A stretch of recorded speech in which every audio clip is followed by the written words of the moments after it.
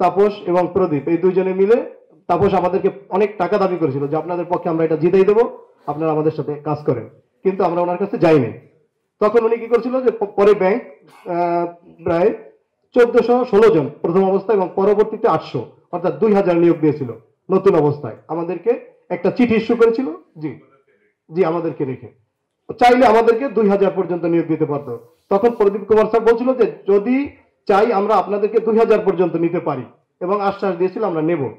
কিন্তু পরবর্তীতে আমরা বিভিন্ন বাংলাদেশ ব্যাংকের সামনে, এই বিভিন্ন প্রেস ক্লাবে, সব যে সোনালী ব্যাংকের সামনে আমরা আন্দোলন করেছিলাম। পরে প্রদীপ স্যার মতিঝিল থানার এসআই কে ডেকে বলছিল যে এরা বিশৃঙ্খলা তৈরি করতে চাচ্ছে, যেভাবে হোক এদেরকে তাড়াতাড়ি বাদ দেওয়ার ব্যবস্থা করেন।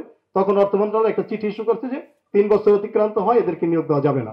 কিন্তু ওই চিঠিটা আমাদের হাতে আছে, তখন ওই চিঠি 3 বছর হয় নাই, আমাদের হয়েছিল মাত্র 1.5 বছর। তার মানে ওই চিঠিও ফলস। তার ওই সময় আমাদের চাইলে 2000 পর্যন্ত, 1271 জন, তাদের কাছে কোনো ব্যাপারই ছিল না। ওই ডকুমেন্টসও আমাদের হাতে আছে। তো আমরা বিশ্বাস করি আমাদের অধিকার লঙ্ঘিত হয়েছে। বৈষম্য বিরোধী ছাত্র আন্দোলনের মাধ্যমে নতুন বাংলাদেশের মাননীয় প্রধান উপদেষ্টা professor doctor Mohammad Yunus sir আমাদের নিয়োগের অধিকার ফিরিয়ে দিবেন বলে আমরা দৃঢ়ভাবে প্রত্যাশা করি।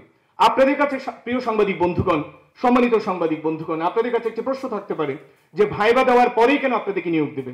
আমরা এটি স্পষ্টভাবে বলতে চাই যে ভাইবা দেওয়ার পরেই নিয়োগের জন্য কিন্তু আমরা এখানে আসেনি। অনেক ব্যাংকে ভাইবার পরে অনেকে নিয়োগ পান, অনেকে নিয়োগ পান না। তবে আমাদের ক্ষেত্রে যেটা হয়েছে, সবাইকে নিয়োগ দেওয়ার কথা, এবং সেটি রাষ্ট্রের সর্বোচ্চ আদালত থেকে সেই রায়টা দেওয়া হয়েছিল।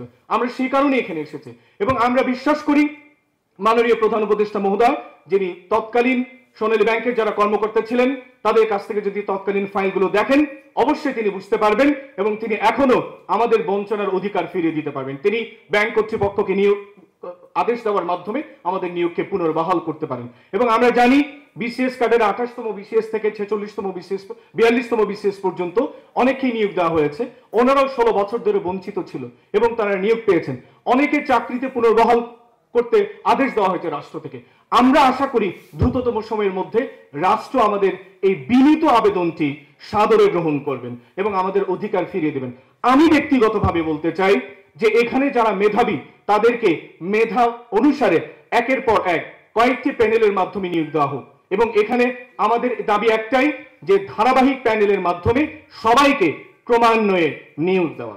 এবং আপনারা জানেন এখানে অনেকে আমাদের চাকরির বয়স শেষ হয়ে গেছে, এবং এখানে সবাই বিশ্ববিদ্যালয় থেকে সর্বোচ্চ শিক্ষিত ব্যক্তিগণ, তারা পরিবারের প্রতি এখন দায়বদ্ধ, সমাজের প্রতি দায়বদ্ধ, এবং তারা অনেক কষ্ট করে যেই মামলাটি চালিয়েছে, প্রচুর অর্থ ব্যয় করেছে, তারা সর্বদিক থেকে নিঃস্ব হয়ে গেছে। এবং এই জায়গাটাতে মনে করি রাষ্ট্রের কাছে এখন, রাষ্ট্র যদি আমাদের চায় অবশ্যই আমাদের এই কর্মসংস্থান ফিরিয়ে দিবেন। আর যদি রাষ্ট্র আমাদেরকে কর্মসংস্থান ফিরিয়ে না দেয়, তাহলে আমাদের পথে বসে কিংবা আমাদের আত্মহত্যা ছাড়া কোনো ধরনের পথ খোলা আছে বলে আমি মনে করি না।